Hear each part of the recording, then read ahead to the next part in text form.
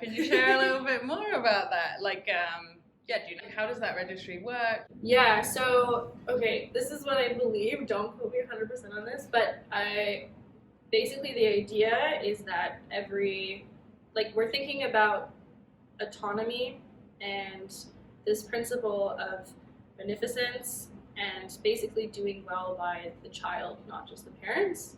And so from that, there is this idea that children have the right to know their personal background, and it's important to be able to know our genetics, because what if there is something that could affect us that we want to know about, or even just out of curiosity. It's really important to be able to know where you come from and find who you're biologically related to. And so from that, Australia has established basically legalities where every child has the right to know that. And so I believe that it's through government databases that every donor is in the database and accounted for, and they know who they donated to, and they keep this information so that when the child wants to know, that they can have that information released to them.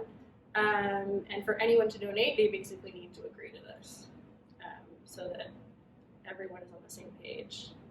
And I think it's really cool, because it really is about the best interest of the child, and our right to know who we're biologically related to.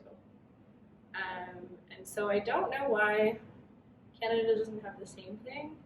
I think maybe it could be just to do with all of this technology and all the things that we can do is progressing really fast, and it's important for policy to keep up with that, but also sometimes it doesn't necessarily keep up as much as it should. And I don't know, I would just guess that there's this issue, but it hasn't been put at the forefront of needing to be solved yet. But I don't know, to be honest. Yeah. No, I think the UK has the same thing as Australia, because my friend was looking into egg donation and then was like, I don't know if I want to be on a registry, which is fair enough, but that was something that was then included in her decision making, right? I guess, it's weird that Canada doesn't know. Yeah, that's really interesting. It's so, with all of this, there's just so much ethics involved in everything, and it's so hard because you're considering the input and well-being and autonomy of the person donating and the person or couple receiving, as well as this unborn child who is going to live their life and be affected. So you kind of have to balance all of those things. So I think really the importance of this is highlighting the unborn child's autonomy and their well-being, which shouldn't be forgotten about. Yeah. Tell me for a second.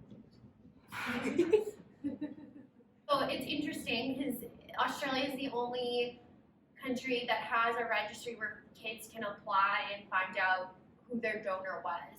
Because if you're adopted, you can apply and get your birth certificate, your original birth certificate with birth mom on that.